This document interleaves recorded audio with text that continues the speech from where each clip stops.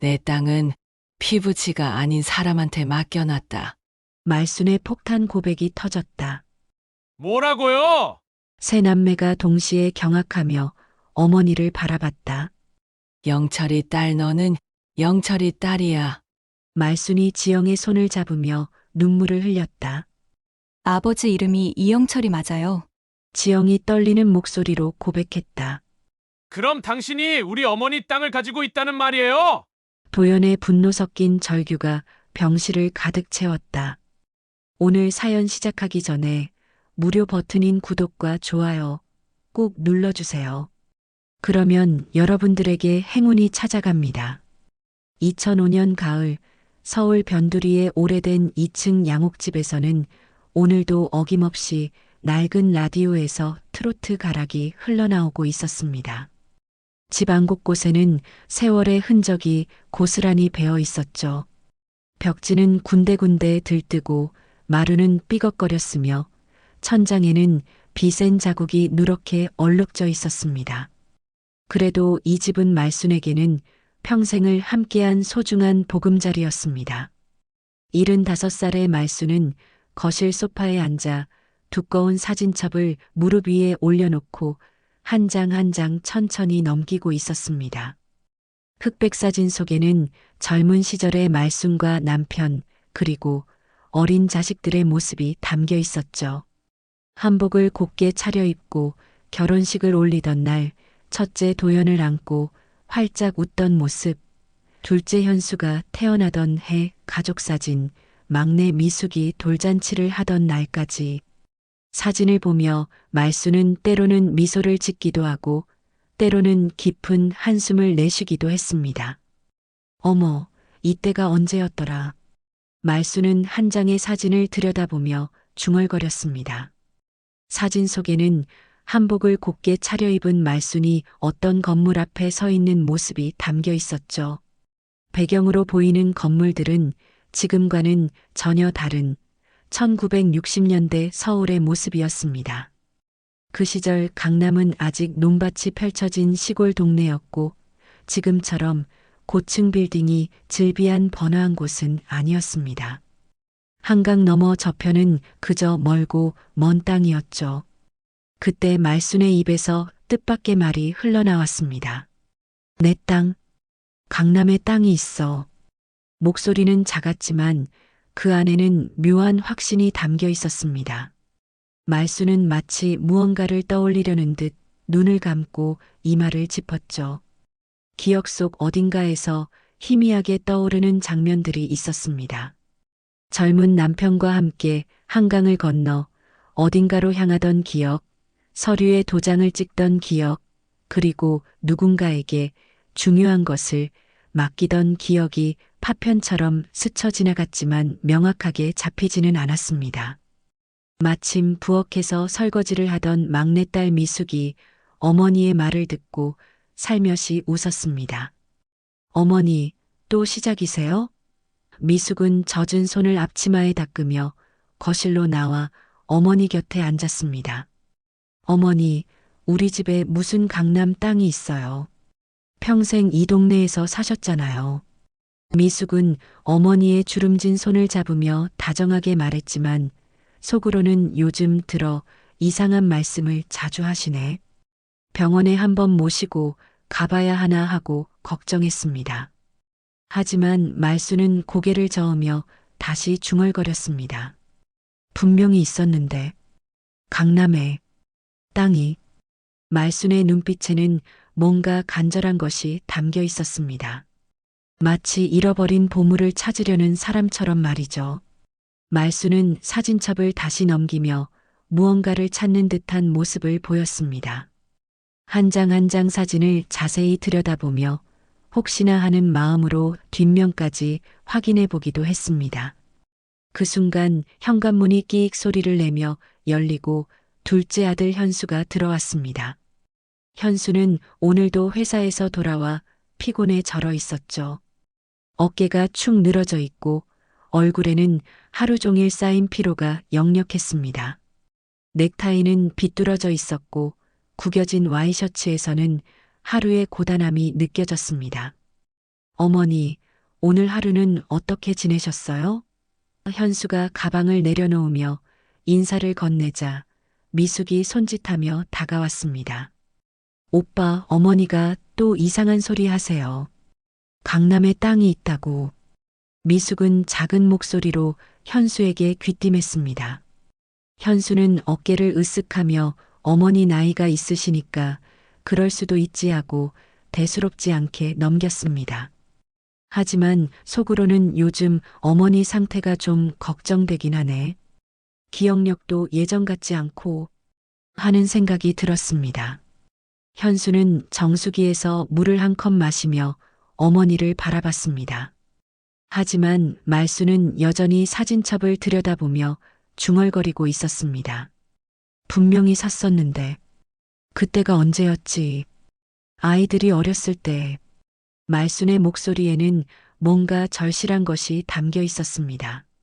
마치 잃어버린 기억의 실마리를 붙잡으려 애쓰는 모습 같았죠. 말순은 한 장의 사진을 오래도록 바라보며 무언가를 떠올리려 애썼습니다. 그 사진 속에는 젊은 말순이 어떤 서류를 들고 있는 모습이 흐릿하게 보였습니다.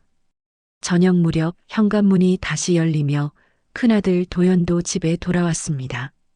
도연은 요즘 사업이 잘 안 되어 얼굴에 근심이 가득했죠. 한때 잘 나가던 건설업이 기울어지면서 빚만 늘어가고 있었고 그 스트레스로 인해 집에서도 말수가 줄어들고 있었습니다. 도연의 얼굴에는 수심이 깊게 패여 있었고 예전의 당당한 모습은 찾아볼 수 없었습니다. 가족들이 모두 모인 저녁 식사 자리에서도 말수는 계속해서 같은 말을 반복했습니다. 내가 분명히 강남에 땅을 샀었는데. 자식들은 서로 눈짓을 주고받으며 쓴웃음을 지었습니다. 어머니, 그런 땅이 있으면 우리가 모를 리가 있겠어요? 도연이 부드럽게 말했지만 속으로는 또 시작이구나. 요즘 들어 이런 말씀을 자주 하시네 하는 생각이 들었습니다. 현수와 미숙도 마찬가지였죠. 어머니의 말을 진지하게 받아들이기에는 너무나 황당하고 비현실적으로 들렸습니다. 그런데 이상했습니다. 자식들 모두 어머니의 말을 웃어넘겼지만 각자의 마음속 어딘가에는 작은 불씨가 피어오르고 있었습니다. 혹시 정말로? 하는 희미한 기대감이 말이죠. 특히 사업이 어려워진 도연에게는 더욱 그랬습니다. 지금 당장 목을 조이는 빚 때문에 간절한 마음이 들었거든요. 현수는 평생 부모님을 모시며 살아온 자신이 뭔가 보상받을 만하다는 생각이 들었고, 미숙은 평생 교사 월급을 모아 부모님께 용돈을 드린 자신의 헌신이 떠올랐습니다. 밤이 깊어가고 가족들이 각자 방으로 돌아간 후에도 말수는 거실에 혼자 앉아 라디오에서 흘러나오는 옛 가요를 들으며 창밖을 바라보고 있었습니다. 내 땅, 분명히 있는데. 말순의 입술에서는 여전히 같은 말이 흘러나오고 있었습니다. 창밖으로는 서울의 야경이 반짝이고 있었고 저 멀리 한강 너머 강남 쪽을 바라보며 말순은 무언가를 그리워하는 듯한 표정을 지었습니다. 분명히 그곳 어딘가에 자신의 땅이 있다는 확신이 말순의 마음을 떠나지 않았습니다. 며칠이 지났지만 말순의 강남 땅 이야기는 계속되었습니다. 아침마다 사진첩을 펼쳐놓고 중얼거리는 어머니를 보며 자식들은 점점 걱정이 되기 시작했습니다. 그런데 정작 가장 큰 변화를 보인 사람은 큰아들 도연이었습니다. 도연은 요즘 밤잠을 이루지 못하고 있었습니다. 사업부도 위기에 몰린 상황에서 사채업자들의 독촉 전화가 하루에도 몇 번씩 걸려왔거든요. 도연 씨, 이번 주 안에 돈 마련 안 되면 진짜 가만 안 둘 거야. 협박성 목소리가 귓가에서 맴돌았습니다. 도연은 핸드폰을 꺼두고 싶었지만 혹시나 하는 일거리라도 들어올까봐 그럴 수도 없었습니다. 그런 도연에게 어머니의 강남 땅 이야기는 점점 더 의미 있게 다가왔습니다. 혹시 정말로 그런 땅이 있다면? 도연은 자꾸만 그런 생각이 들었습니다. 강남 땅값이 얼마나 비싼지는 누구보다 잘 알고 있었거든요. 건설업에 종사했던 도연에게 부동산은 평생의 관심사였습니다. 어느 날 저녁 도연은 어머니가 또다시 사진첩을 들여다보며 중얼거리는 모습을 보고 있었습니다. 어머니, 그 강남 땅 이야기 좀 더 자세히 말씀해 주세요. 도연이 조심스럽게 물어보자 현수와 미숙이 놀란 표정으로 도연을 바라봤습니다. 형, 설마 어머니 말을 진짜로 믿는 거야? 현수가 의아한 표정으로 물었습니다. 하지만 도연은 진지한 얼굴로 어머니 곁에 앉았습니다. 어머니, 언제쯤 그 땅을 사셨다는 거죠? 말수는 잠시 멈칫하더니 천천히 입을 열었습니다. 그게 언제였더라? 아이들이 어렸을 때 도연이가 초등학교 들어갈 즈음이었나? 말순의 목소리에는 확신이 서려 있었습니다. 아버지랑 함께 한강을 건너서 그때는 다리도 별로 없었는데 도연의 심장이 빨리 뛰기 시작했습니다. 1970년대 초반이라면 강남 개발이 시작되기 전이었습니다. 그때 땅을 샀다면 지금은 어마어마한 가치가 되어 있을 것입니다. 어머니, 그때 어디 땅을 사셨는지 기억나세요? 기억이 가물가물하네. 뭔가 서류가 있었는데. 말수는 이마를 짚으며 기억을 더듬었습니다. 아, 맞다. 서류함에 뭔가 있었던 것 같은데. 그 말을 들은 도연은 벌떡 일어났습니다. 어디 있는 서류함이죠? 도연의 목소리에는 간절함이 묻어났습니다. 현수와 미숙도 이제 심상치 않음을 느끼고 자리에서 일어났습니다. 말순이 가리킨 곳은 안방 옷장 위쪽 높은 곳에 있는 낡은 서류함이었습니다. 도연이 의자를 가져와 올라가서 서류함을 내려왔습니다. 먼지가 수북이 쌓인 서류함을 열자 오래된 서류들이 나왔습니다. 혼인신고서, 출생신고서, 집 매매계약서 등 가족의 역사가 담긴 서류들이었죠. 도연은 한 장 한 장 꼼꼼히 살펴봤습니다. 그러다가 맨 아래쪽에서 누렇게 바랜 종이 한 장을 발견했습니다. 이거 등기권리증인 것 같은데. 도연의 손이 떨렸습니다. 하지만 종이가 너무 오래되어 글씨가 희미하게 지워진 부분이 많았습니다. 강남구. 도연이 겨우 읽을 수 있는 글씨를 소리내어 읽었습니다. 이게 정말. 도연의 목소리가 떨렸습니다. 현수와 미숙도 급히 다가와 서류를 들여다봤습니다. 진짜 강남구라고 적혀 있네. 미숙이 놀란 목소리로 말했습니다.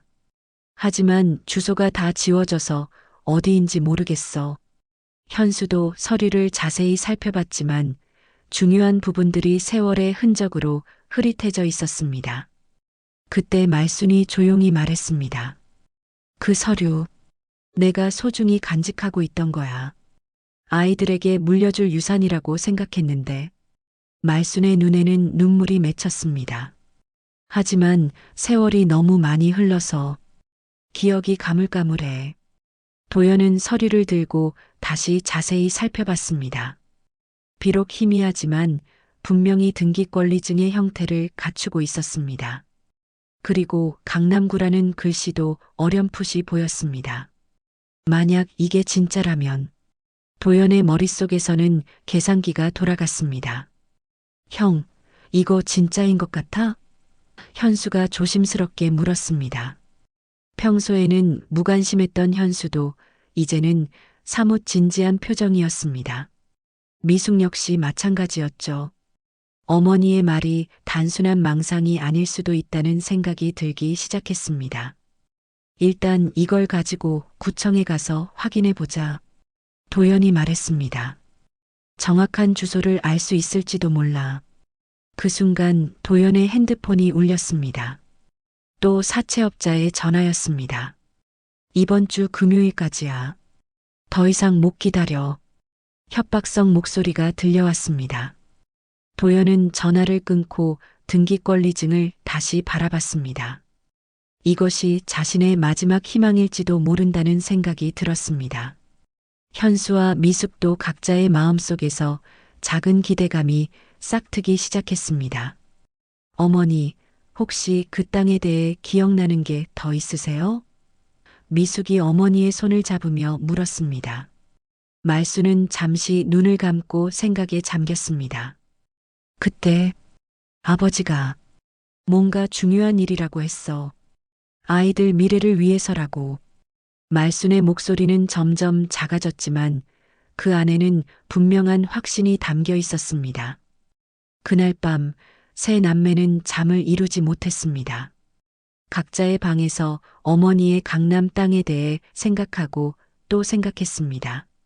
단순한 어머니의 망상으로 치부했던 이야기가 이제는 현실이 될 가능성을 보이기 시작했습니다. 희미한 등기권리증 한 장이 이 가족의 운명을 바꿀 수 있을까요? 등기권리증을 발견한 다음 날부터 세 남매의 움직임은 분주해졌습니다. 도연은 회사 일도 제쳐두고 구청을 찾아갔고 현수는 인터넷으로 부동산 정보를 검색하기 시작했습니다. 미숙 역시 학교에서 돌아오자마자 어머니 곁에 앉아 기억을 되살리려 애썼습니다. 하지만 현실은 그리 만만하지 않았습니다. 구청 직원은 희미해진 서류를 보며 고개를 저었습니다. 이 정도로는 정확한 주소 확인이 어렵겠네요. 더 명확한 자료가 필요합니다. 도연은 실망스러운 마음을 안고 집으로 돌아왔습니다. 사채업자들의 독촉은 날이 갈수록 심해지고 있었고 시간은 점점 부족해지고 있었습니다. 그럼 어머니 기억을 더 되살려드리는 수밖에 없겠어. 현수가 말했습니다. 그때부터 가족들의 본격적인 기억 되살리기 작전이 시작되었습니다. 먼저 미숙이 인터넷에서 찾은 치매 전문 병원을 방문했습니다.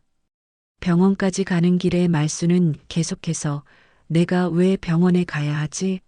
난 아픈 데 없는데 하며 불안해했습니다. 어르신 연세를 고려하면 기억력 저하는 자연스러운 현상입니다. 의사는 차분하게 설명했습니다. 하지만 특정 기억을 되살리는 방법들이 있어요. 옛날 사진이나 음악, 익숙한 장소를 활용하는 것이죠. 무엇보다 환자분이 편안한 상태에서 자연스럽게 기억이 떠오르도록 도와주셔야 합니다. 의사의 조언에 따라 가족들은 1970년대 음악을 틀어주고 옛날 사진들을 더 많이 보여드리기 시작했습니다. 집에 돌아와서는 이미자의 동백아가씨, 나훈아의 테스형 같은 옛날 노래를 라디오에서 틀어줬습니다. 말수는 노래를 들으며 가끔 흥얼거렸지만 강남 땅에 대한 구체적인 기억은 여전히 흐릿했습니다. 그때가 언제였지? 분명히 있었는데. 말수는 여전히 같은 말만 반복했습니다. 며칠 후 현수는 더 극단적인 방법을 제안했습니다. 점집에라도 가보자. 혹시 뭔가 알 수 있을지도 몰라. 도연은 처음에는 말도 안 된다고 했지만 절박한 상황에서는 지푸라기라도 잡고 싶은 심정이었습니다. 이런 일로 점집까지 가야 하나 싶지만 다른 방법이 없잖아. 동네에서 유명하다는 무당집을 찾아간 가족들. 골목 안쪽 허름한 단독주택에는 온갖 부적과 굽한 도구들이 가득했습니다. 화려한 치마 저고리를 입은 무당은 말순의 손을 잡고 눈을 감더니 중얼거렸습니다. 어머니, 뭔가 큰 비밀을 간직하고 계시네요. 땅과 관련된 비밀. 하지만 그 비밀은 혼자서는 풀 수 없어요. 반드시 도움이 필요합니다. 무당의 말은 애매했지만 가족들에게는 희망의 메시지로 들렸습니다. 다음으로 시도한 것은 최면 상담이었습니다. 미숙이 인터넷에서 찾은 최면 치료사를 만나러 갔습니다. 최면을 통해 잠재의식에 있는 기억을 끄집어낼 수 있습니다. 다만 연세가 많으신 분이라 무리하지 않는 선에서 진행해야 합니다. 치료사는 조명을 어둡게 하고 말순을 편안한 의자에 앉혔습니다. 지금부터 깊게 숨을 쉬시고 편안하게 생각해 보세요. 1970년대로 돌아가 보셨습니다. 치료사의 부드러운 목소리가 이어졌습니다. 말순은 점차 눈을 감고 과거로 돌아가는 듯 했습니다. 한강을 건너 아버지와 함께 말순이 중얼거리기 시작했습니다. 하지만 최면 도중 말순은 갑자기 눈물을 흘리기 시작했습니다. 내가 누구한테 땅을 넘겨줬더라. 말순의 목소리는 떨리고 있었고 얼굴에는 고통스러운 표정이 떠올랐습니다.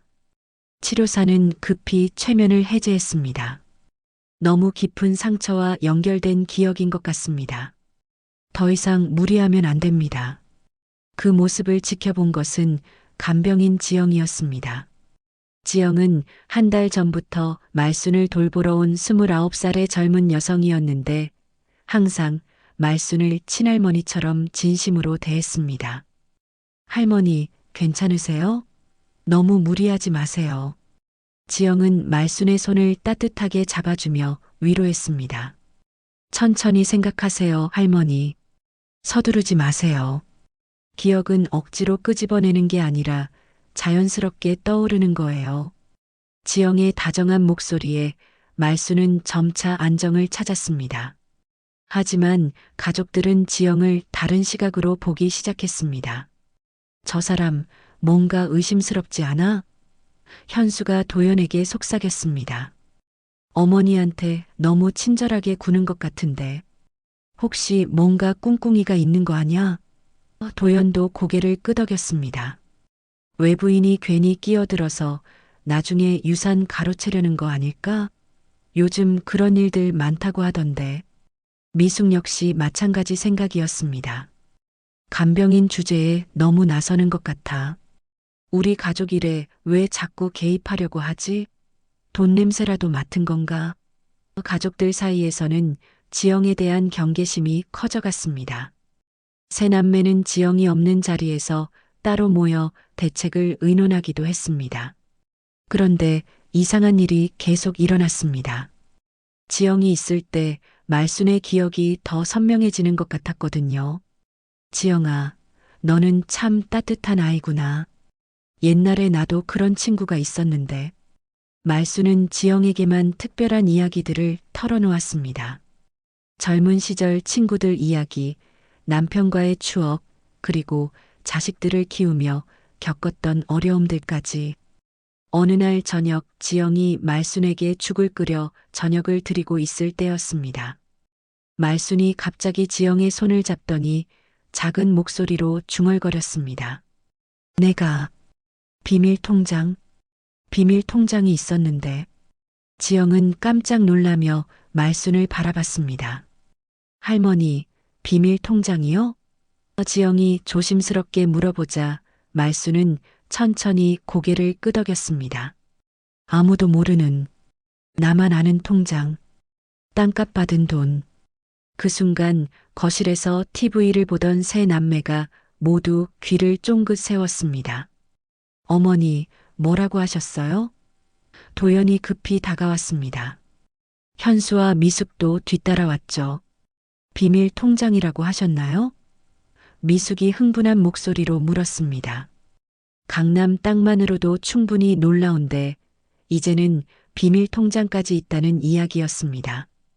말순은 잠시 멍한 표정을 지었다가 다시 중얼거렸습니다. 비밀 통장, 땅값 받은 돈이 들어있어. 가족들의 눈빛이 일제히 번뜩였습니다. 각자의 머릿속에서는 계산기가 돌아갔습니다. 1970년대에 산 강남 땅을 팔았다면 그 돈이 얼마나 될까? 어머니, 그 통장이 어디 있는지 아세요? 현수가 다급하게 물었습니다.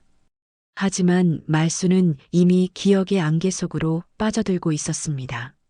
모르겠어. 기억이 안 나. 어디에 뒀더라. 말순은 고개를 저으며 중얼거렸습니다. 그때 지영이 조용히 말했습니다. 할머니께서 자주 하시는 말씀이 있어요. 저한테만 종종 말씀하시는 게 있거든요.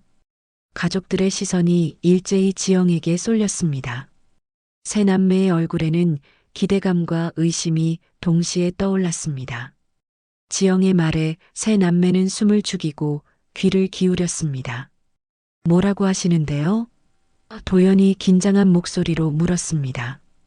지영은 잠시 망설이는 듯 하더니 천천히 입을 열었습니다. 할머니께서 가끔 제 손을 잡으시면서 내 새끼들은 욕심이 많아서 걱정이야라고 하세요. 그러면서 내가 숨겨둔 게 있는데 때가 되면 알려줘야지 하고 중얼거리시거든요. 지영의 말을 들은 세 남매의 얼굴이 순간 굳어졌습니다. 욕심이 많다고요? 미숙이 날카로운 목소리로 물었습니다. 우리가 언제 욕심을 부렸다고 그러세요? 현수도 불쾌한 표정을 지었습니다. 평생 부모님 모시고 살면서 무슨 욕심을 부렸다는 거야? 하지만 도연은 달랐습니다. 지금 당장 급한 것은 돈이었거든요. 지영 씨, 어머니가 또 뭐라고 하셨어요? 구체적으로 말씀해 주세요. 도연의 목소리에는 간절함이 배어 있었습니다. 지영은 조심스럽게 말을 이어갔습니다. 할머니께서 종종 은행 안정금고라는 말씀을 하세요. 그리고 열쇠가 어디 있더라 하면서 뭔가를 찾으시는 것 같더라고요. 안정금고요? 현수가 벌떡 일어났습니다. 어머니, 안정금고가 어디 있는 거예요? 하지만 말수는 이미 졸음에 빠져들고 있었습니다. 하루 종일 기억을 되살리려는 노력에 지쳐버린 모습이었죠. 그날 밤 세 남매는 거실에 모여 앉아 심각한 대화를 나눴습니다.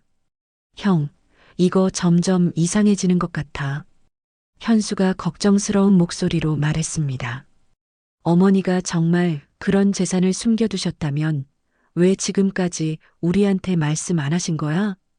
그게 문제가 아니야. 도연이 답답한 듯 말했습니다. 어머니가 우리를 욕심쟁이라고 생각하신다는 게 문제지. 그럼 혹시 유산을 우리한테 안 주실 생각이신 건 아닐까? 미숙이 냉정하게 말했습니다. 그런데 생각해봐. 내가 평생 교사 월급 모아서 부모님께 얼마나 많은 돈을 드렸는데, 명절 때마다, 어버이날 때마다 용돈도 얼마나 드렸어. 나한테는 당연히 권리가 있어. 권리? 현수가 목소리를 높였습니다. 그럼 나는 뭐야? 결혼하고 나서도 계속 부모님이랑 같이 살면서 모시고 있잖아. 너희는 각자 따로 살면서 가끔 돈만 들이면 되지만 난 매일매일 모시고 있다고. 내가 받을 권리가 제일 크지 않아? 도연은 두 동생의 말을 들으며 속으로 답답했습니다. 지금 무슨 상황인데 서로 싸우고 있어? 나는 당장 이번 주 금요일까지 돈을 마련해야 하는데. 도연의 핸드폰에는 또 사채업자의 문자가 와 있었습니다. 마지막 경고다. 금요일까지 안 되면 진짜 가만 안 둔다. 야, 그런 소리 하지 마. 도연이 짜증스럽게 말했습니다. 지금은 그 땅이 정말 있는지부터 확인하는 게 중요해. 싸울 건 나중에 하고 일단 어머니 기억부터 되살려보자. 그런데 그때 지영이 부엌에서 나와 조심스럽게 말했습니다. 죄송한데요. 할머니께서 잠꼬대를 하시는데 들어보셨어요? 세 남매가 일제히 지영을 바라봤습니다. 무슨 잠꼬대요? 미숙이 물었습니다. 지영은 목소리를 낮춰 말했습니다.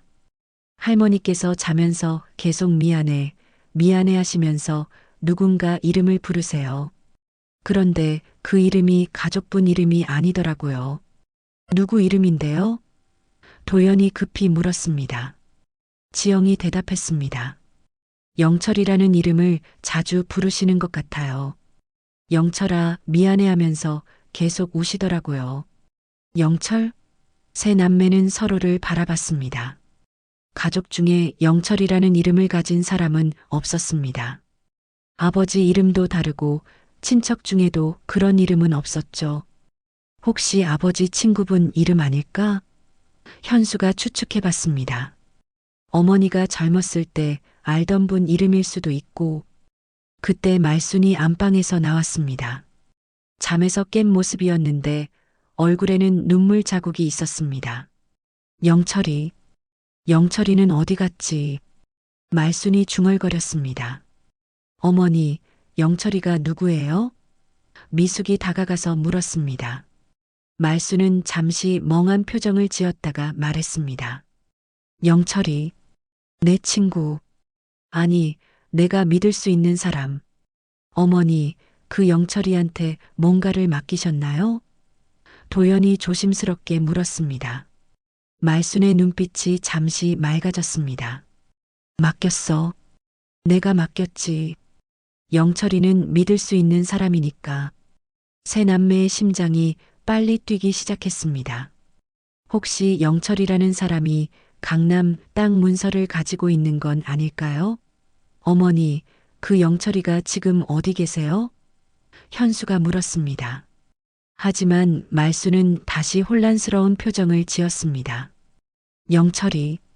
영철이는 어디 갔지? 연락이 안 돼.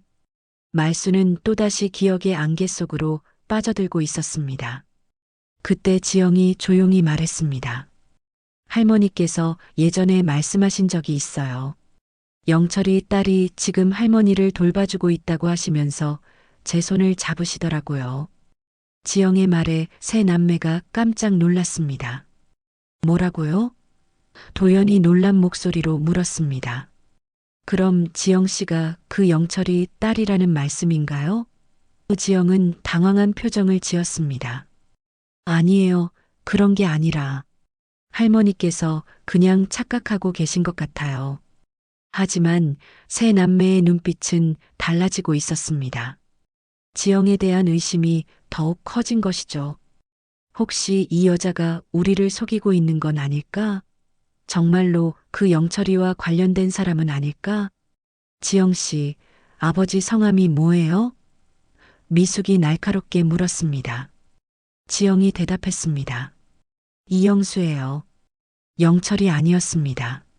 하지만 세 남매의 의심은 쉽게 가라앉지 않았습니다.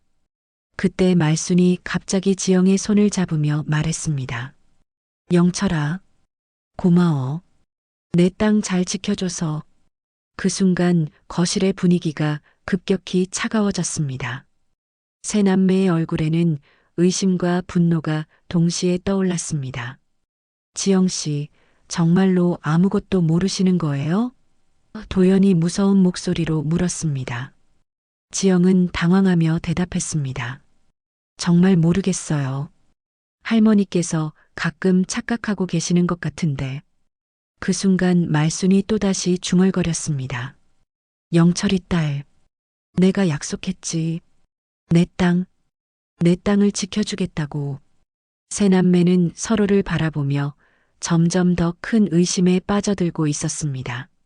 그 다음 날 세 남매의 의심과 갈등이 더욱 깊어가던 중에 예상치 못한 일이 벌어졌습니다.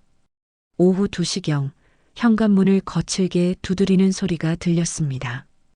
도연이 문을 열자 검은 정장을 입은 건장한 남자들 3명이 서 있었습니다. 도연 씨 맞죠? 우리 얼굴 기억나시죠? 그들은 도연이 빚을 진 사채업자들이었습니다. 약속한 날짜가 내일인데 미리 인사차 왔습니다. 남자들의 목소리는 차갑고 위협적이었습니다. 아직 시간이 남았잖아요. 내일까지라고 했으면서요. 도연이 떨리는 목소리로 말했습니다. 하지만 사채업자 중 한 명이 비웃으며 말했습니다. 그래서 미리 와서 확인하는 거 아니에요? 돈 준비는 되어 가나 해서 말이죠. 그때 한 사채업자가 집안을 둘러보더니 말했습니다. 참, 그런데 소문 들었는데 강남에 땅이 있다면서요? 그 땅 문서 좀 보여주세요. 도연의 얼굴이 창백해졌습니다. 어떻게 그들이 그 이야기를 알게 된 걸까요? 누가 그런 말을 했나요? 도연이 당황하며 물었습니다. 사채업자가 웃으며 대답했습니다. 도연 씨가 여기저기 알아보고 다니는 거 다 알고 있어요. 구청도 가고 부동산 중개소도 들렀다면서요? 강남 땅 문서 내놔요. 현수와 미숙이 급히 거실로 나왔습니다. 상황이 심상치 않음을 직감한 것이죠. 누구세요? 현수가 물었지만 사채업자들은 대답하지 않고 집 안으로 들어오려 했습니다. 강남 땅 있다면서요? 그 문서만 있으면 당장 돈 될 텐데 왜 안 가져와요? 사채업자들의 목소리가 점점 거칠어졌습니다. 그 소리를 들은 말순이 안방에서 나왔습니다. 말순은 낯선 남자들을 보자 갑자기 얼굴이 하얗게 질렸습니다. 누구야? 누구야 이 사람들? 말순의 목소리는 떨리고 있었습니다. 사채업자 중 한 명이 말순에게 다가가며 말했습니다. 할머니, 강남 땅 문서 어디 있어요? 아들 빚 때문에 급하거든요. 땅, 내 땅. 말순이 중얼거리기 시작했습니다. 그런데 갑자기 말순의 얼굴이 일그러지더니 가슴을 움켜쥐었습니다. 아, 아파. 말순이 그대로 주저앉았습니다. 어머니. 세 남매가 동시에 소리쳤습니다. 미숙이 급히 말순을 부축했고 현수는 119에 신고했습니다. 사채업자들도 당황한 기색을 보이며 뒷걸음쳤습니다. 아, 이런. 우리는 그냥 갈게요. 하지만 내일까지는 꼭 해결하세요. 구급차가 도착해 말순을 병원으로 옮겼습니다. 응급실에서 의사는 급성 스트레스로 인한 쇼크 증상입니다. 연세가 많으셔서 조심해야 합니다라고 설명했습니다. 다행히 생명에는 지장이 없었지만 말순은 의식을 잃은 상태였습니다. 병실에서 가족들이 지키고 있을 때 말순이 천천히 눈을 떴습니다. 그런데 이상하게도 말순의 눈빛이 전과 달리 맑아 보였습니다. 마치 혼란스러웠던 기억들이 정리된 것 같았죠. 도연아? 말순이 작은 목소리로 불렀습니다. 어머니, 괜찮으세요? 도연이 급히 다가갔습니다. 말순은 천천히 말을 이어갔습니다. 내 땅은 피부치가 아닌 사람한테 맡겨놨다. 뭐라고요? 세 남매가 동시에 물었습니다. 말순의 목소리는 더욱 명확해졌습니다.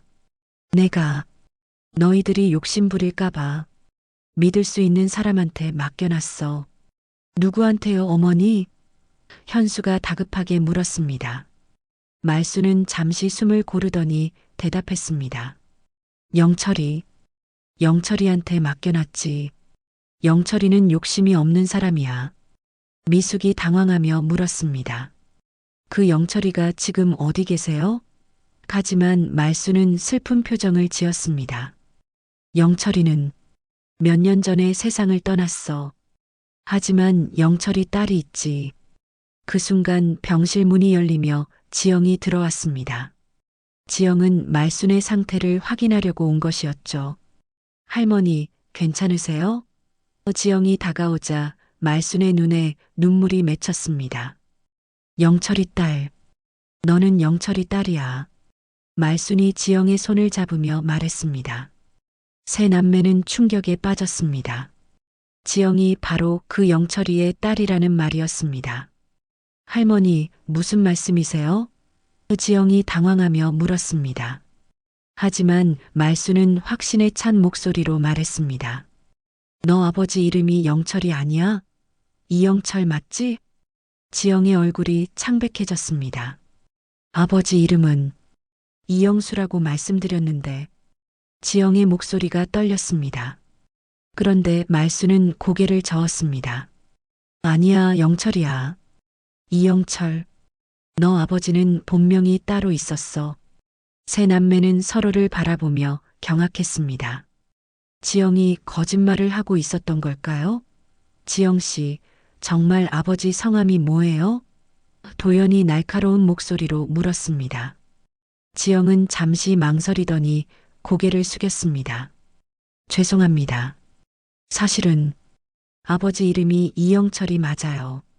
하지만 제가 의도적으로 속인 건 아니에요. 아버지께서 평생 영수라는 이름으로 사셨거든요. 영철은 어렸을 때 이름이었고요. 그럼 당신이 진짜 그 영철이 딸이라는 말이에요? 미숙이 흥분한 목소리로 물었습니다. 지영은 고개를 끄덕였습니다. 네. 하지만 저도 오늘 처음 알았어요.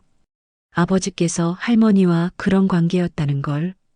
말순이 다시 입을 열었습니다. 영철이가 죽기 전에 딸한테 모든 걸 맡겼다고 했어. 내 땅 문서도. 말순의 말에 새 남매의 눈빛이 변했습니다.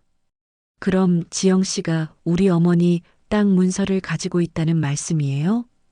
현수가 믿을 수 없다는 표정으로 물었습니다. 지영은 당황한 채로 대답했습니다. 아니에요. 저는 정말 모르겠어요. 아버지께서 그런 말씀하신 적 없어요. 하지만 말수는 계속 말했습니다. 영철이 딸, 너한테 다 맡겼어. 내가 너희들한테 직접 주면 싸울까봐. 말순의 말은 점점 더 명확해지고 있었습니다. 병실 안의 분위기는 급격히 차가워졌습니다. 세 남매는 지영을 의심의 눈초리로 바라봤고 지영은 어떻게 해야 할지 몰라 당황하고 있었습니다. 과연 지영이 정말로 강남 땅의 비밀을 알고 있는 것일까요? 병실 안의 긴장감이 극에 달한 순간 지영이 떨리는 목소리로 말했습니다. 정말로 저는 아무것도 몰랐어요. 하지만 혹시 모르니까 집에 가서 아버지 유품을 한번 찾아보겠습니다. 지영의 제안에 세 남매는 서로 눈짓을 주고받았습니다. 그럼 우리도 같이 가겠습니다. 도연이 단호하게 말했습니다. 혼자 가시면 안 됩니다. 현수와 미숙도 고개를 끄덕였습니다. 지영이 혹시라도 중요한 것을 숨기거나 없애버릴까봐 걱정되었거든요. 알겠습니다. 지영이 고개를 숙이며 동의했습니다. 말수는 여전히 병원에 입원해 있어야 했기 때문에 미숙이 남아서 어머니를 돌보기로 했습니다.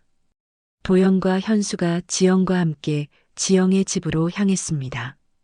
지영의 집은 도연네 집에서 그리 멀지 않은 곳에 있는 작은 다세대 주택이었습니다.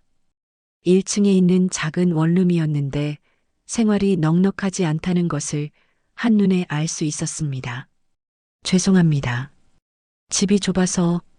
지영이 미안해하며 말했습니다. 괜찮습니다. 아버지 유품이 어디 있나요? 도연이 재촉했습니다. 지영은 작은 옷장 위쪽을 가리켰습니다. 저기 상자에 아버지 물건들이 들어있어요. 아버지가 돌아가신 후에 정리해서 넣어둔 건데. 현수가 의자를 가져와서 상자를 내려왔습니다. 먼지가 수북이 쌓인 낡은 상자였습니다. 상자를 열자 아버지의 옛날 사진들, 일기장, 그리고 여러 가지 서류들이 나왔습니다. 천천히 살펴보죠. 도연이 말하며 서류들을 하나씩 꺼내기 시작했습니다. 대부분은 일반적인 서류들이었습니다. 주민등록 등본, 건강보험 관련 서류, 은행 통장 등이었죠. 하지만 상자 맨 아래쪽에서 두꺼운 봉투 하나가 나왔습니다. 이게 뭐죠? 현수가 봉투를 들어보였습니다. 봉투 겉면에는 말순 누나에게라고 적혀 있었습니다. 도영과 현수는 서로를 바라봤습니다. 정말로 어머니와 지영의 아버지 사이에 뭔가 있었다는 증거였습니다. 지영이 놀란 표정으로 말했습니다. 저도 처음 봐요. 아버지가 이런 걸 남겨두셨는지 몰랐어요. 도연이 조심스럽게 봉투를 열었습니다. 안에는 편지 한 장과 여러 가지 서류들이 들어 있었습니다. 편지를 펼쳐보니 지영의 아버지 영철이 쓴 글이었습니다. 말순 누나께, 내가 이 편지를 쓰는 것은 누나에 대한 약속을 지키기 위해서입니다. 누나가 어려웠던 시절, 나를 믿고 소중한 것들을 맡겨주셨습니다. 도연이 편지를 소리내어 읽어나갔습니다. 누나의 강남 땅은 누나 이름으로 되어 있지만 실제로는 제 명의로 바꿔놓았습니다. 누나 자식들이 성장해서 욕심을 부릴까봐 걱정하신다고 하셔서 제가 대신 보관하기로 했습니다. 현수의 얼굴이 창백해졌습니다. 그럼 정말로 우리 어머니 땅이 다른 사람 명의로 되어 있다는 말인가요? 도연도 마찬가지로 충격을 받았습니다. 편지는 계속 이어졌습니다. 하지만 누나, 저도 나이가 들어가니 언젠가는 이 모든 것을 정리해야 할 때가 올 것 같습니다. 그래서 제 딸 지영이에게 모든 것을 맡기기로 했습니다. 지영이는 착한 아이입니다. 누나의 뜻을 잘 받들어 줄 것입니다. 지영이 눈물을 글썽이며 말했습니다. 아버지가 이런 일을 하고 계셨는지 정말 몰랐어요. 할머니와 그런 약속을 하셨다는 것도. 도연이 다른 서류들을 살펴봤습니다. 그 중에는 정말로 강남의 토지 등기 권리증이 있었습니다. 그런데 명의자는 이영철로 되어 있었습니다. 이게 진짜네요. 도연의 목소리가 떨렸습니다. 현수가 서류를 자세히 살펴보더니 말했습니다. 면적이 200평이나 돼요. 이게 지금 시세로 얼마나 되는지 아세요?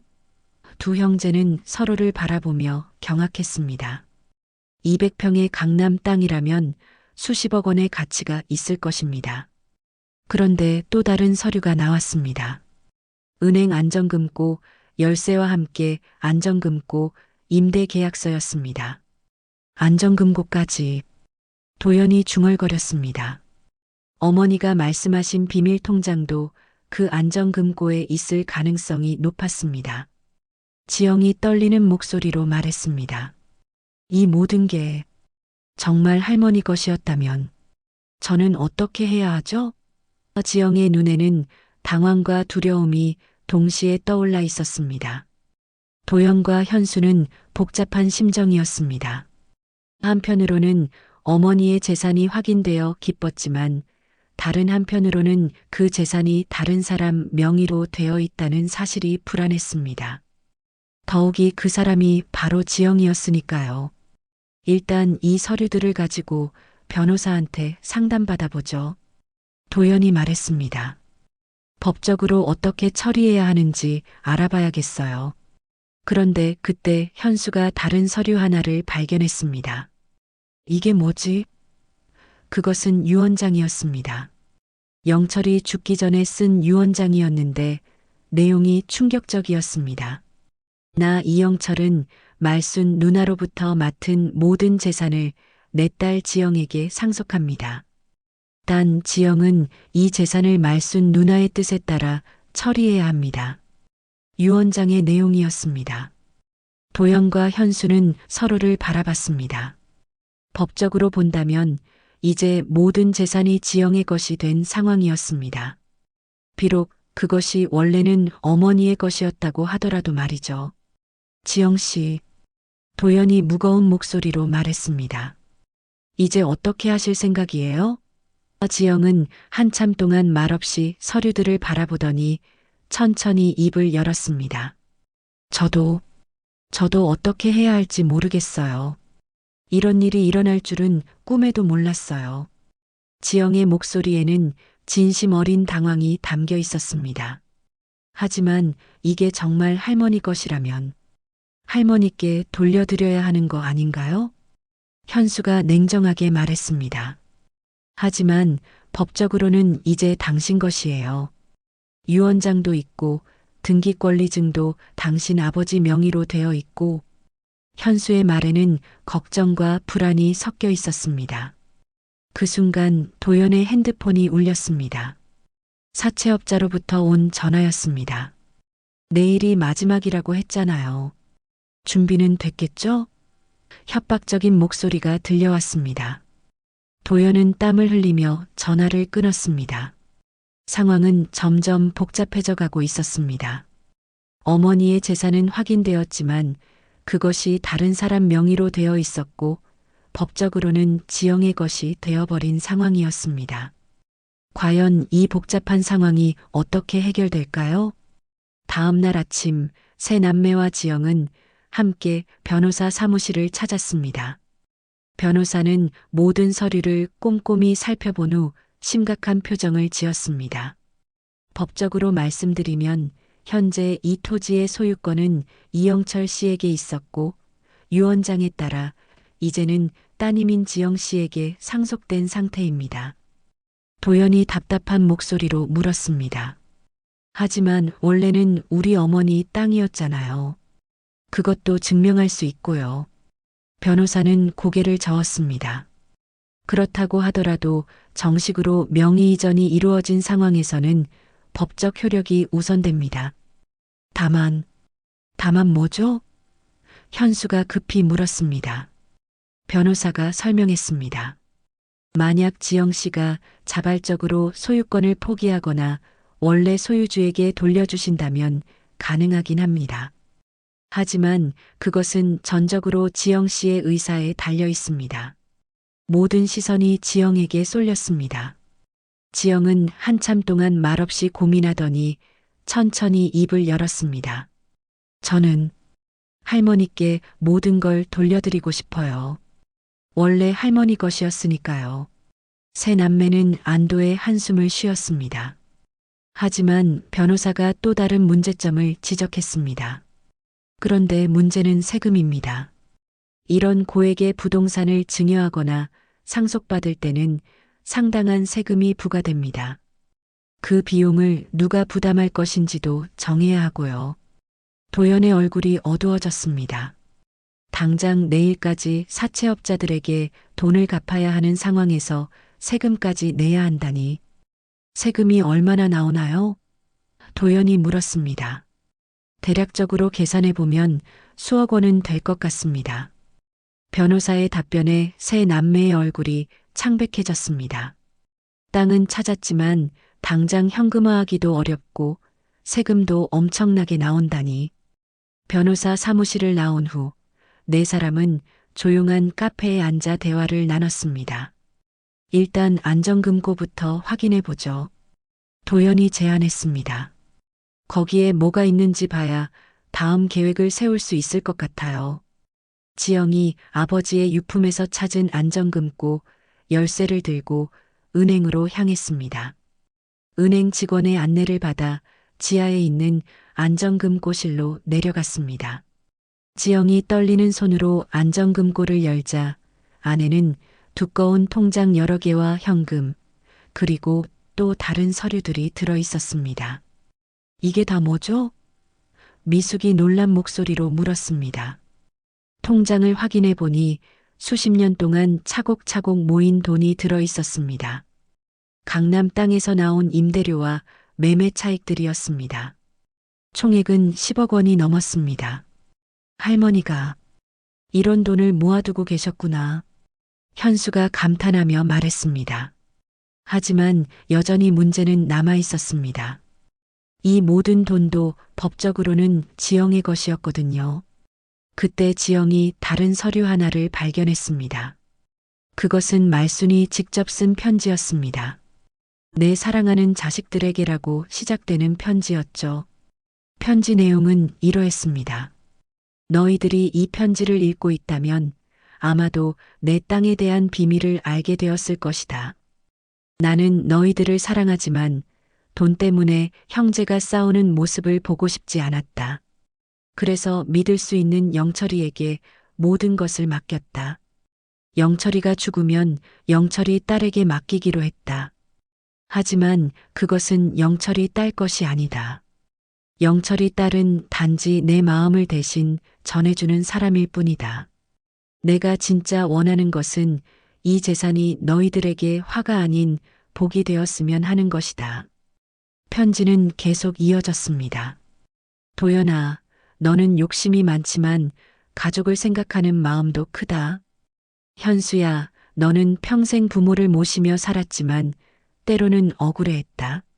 미수가, 너는 늘 의젓했지만 내심 서운할 때도 있었을 것이다.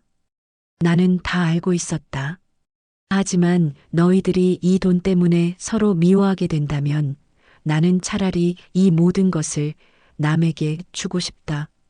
영철이 딸아, 내 자식들이 서로 사랑하며 이 재산을 나눠 가질 수 있다면 돌려주어라. 하지만 만약 그들이 욕심만 부린다면 차라리 어려운 사람들을 위해 써라.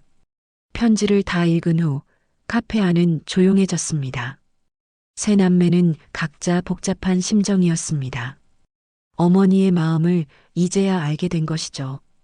그런데 바로 그때 도연의 핸드폰이 울렸습니다. 사채업자들이었습니다. 시간 끝났어요. 지금 당장 돈 가지고 나와요. 안 그러면 정말 가만 안 둘 거예요. 목소리는 전보다 더욱 위협적이었습니다. 도연이 전화를 끊고 절망적인 표정을 지었습니다. 어떻게 하지? 당장 돈이 필요한데. 그때 지영이 결단을 내렸습니다.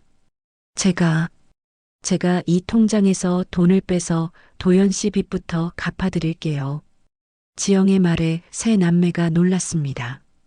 하지만 그러면 당신 손해잖아요. 미숙이 말했습니다. 지영이 미소를 지으며 대답했습니다. 할머니 편지를 보니까 알겠어요. 이건 원래 여러분 것이에요. 저는 그냥 할머니 마음을 전해드리는 역할일 뿐이고요. 하지만 그 순간 예상치 못한 일이 벌어졌습니다. 카페 밖에서 검은 차 몇 대가 멈춰섰고 사채업자들이 우르르 몰려들어왔습니다. 도연 씨, 시간 다 됐어요. 이제 더 이상 기다릴 수 없습니다. 사채업자들은 카페 안의 다른 손님들은 신경 쓰지 않고 도연 일행에게 다가왔습니다. 돈 준비했죠? 아니면 그 강남 땅 서류라도 내놓으세요. 사채업자의 우두머리가 위협적으로 말했습니다. 잠깐만요. 돈 준비했어요. 지영이 용기를 내어 말했습니다. 지금 바로 은행에서 빼드릴게요. 하지만 사채업자들은 믿지 않았습니다. 우리가 바보로 보여요? 이미 몇 번 속았다고요. 상황은 점점 험악해져 갔습니다. 카페 안의 다른 손님들은 무서워서 피하기 시작했고 사장도 어떻게 해야 할지 모르는 상황이었습니다. 과연 이 위기를 어떻게 벗어날 수 있을까요? 카페 안에 긴장된 상황이 계속되던 그때 갑자기 현관문이 열리며 예상치 못한 사람이 나타났습니다.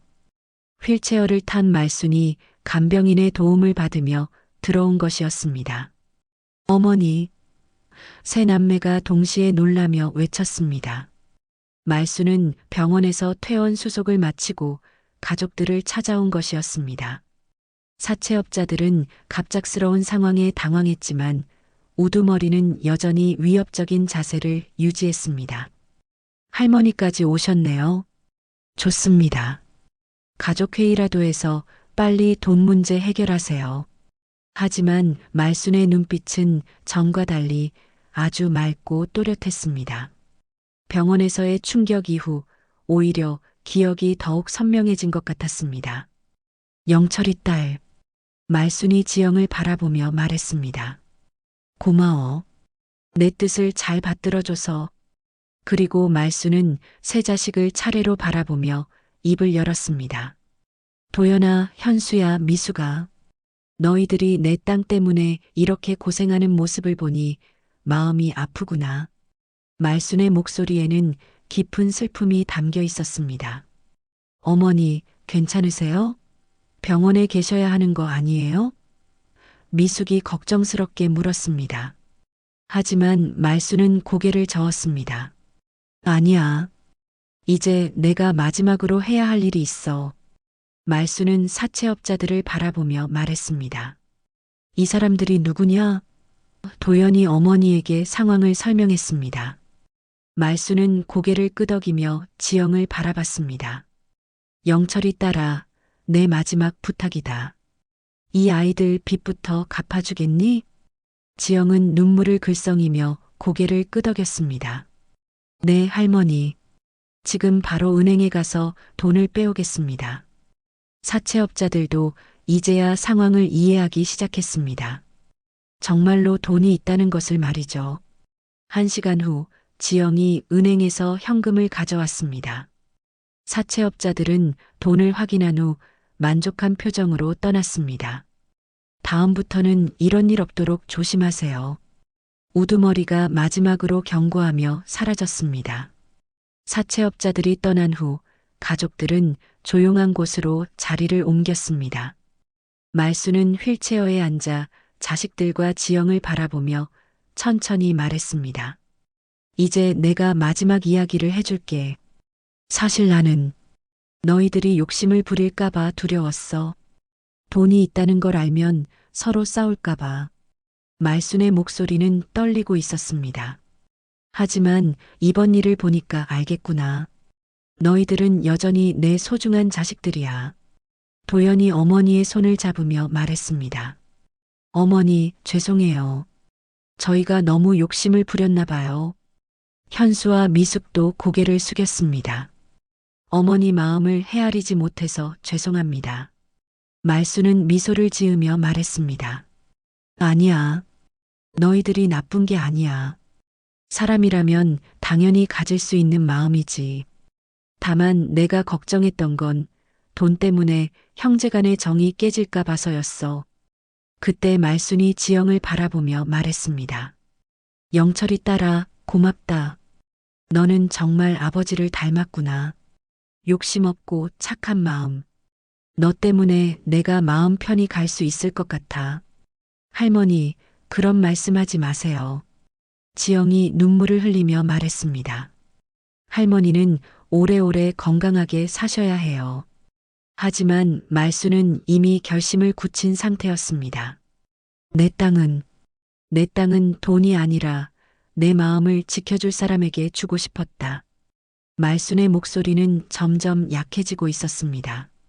영철이 딸아, 이제 너에게 마지막 부탁이 있어. 내 자식들이 서로 사랑하며 살 수 있도록 이 재산을 잘 나눠주겠니? 말순의 간청에 지영은 눈물을 닦으며 고개를 끄덕였습니다. 그로부터 며칠 후 말순은 조용히 세상을 떠났습니다. 마지막까지 자식들의 손을 잡고 있었고 얼굴에는 평안한 미소가 떠올라 있었습니다. 장례식이 끝난 후 지영은 약속대로 모든 재산을 정리했습니다. 하지만 지영은 단순히 세 남매에게 나눠주지 않았습니다. 대신 더 의미 있는 일을 했습니다. 강남 땅의 일부는 장학재단을 설립하는 데 사용했습니다. 할머니, 이건 제 땅이 아니라 우리 모두의 추억이죠. 지영은 말순의 영정 앞에서 눈물을 흘리며 말했습니다. 나머지 재산은 세 남매가 나눠 가지게 되었지만 그들은 더 이상 서로 다투지 않았습니다. 어머니의 마지막 말씀을 가슴 깊이 새겼기 때문이었습니다. 도연은 빚을 모두 갚고 새로운 사업을 시작했습니다. 이번에는 욕심을 부리지 않고 차근차근 성실하게 일했습니다. 현수는 평생 부모님을 모신 자신의 희생이 헛되지 않았다는 것을 깨닫고 더욱 감사한 마음으로 살아갔습니다. 미숙은 교사로서 더욱 열심히 학생들을 가르치며 어머니가 남겨주신 사랑을 세상에 전했습니다. 그리고 지영은 새로운 가족을 얻었습니다. 세 남매는 지영을 진짜 가족처럼 여기게 되었고 지영 역시 이들을 친형제처럼 생각하게 되었습니다.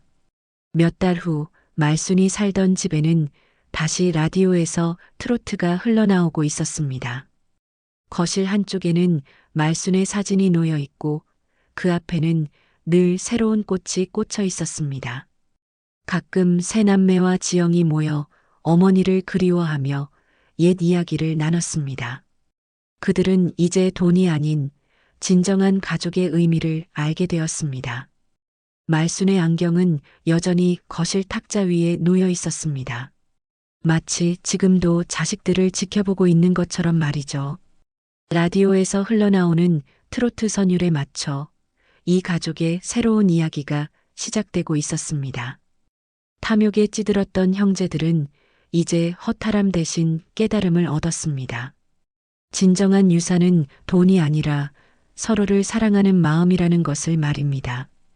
오늘도 끝까지 함께 해주셔서 정말 감사합니다. 구독과 좋아요는 큰 힘이 됩니다. 여러분의 소중한 댓글 하나가 제게는 따뜻한 응원이자 큰 격려가 됩니다. 사연의 바람이었습니다. 감사합니다.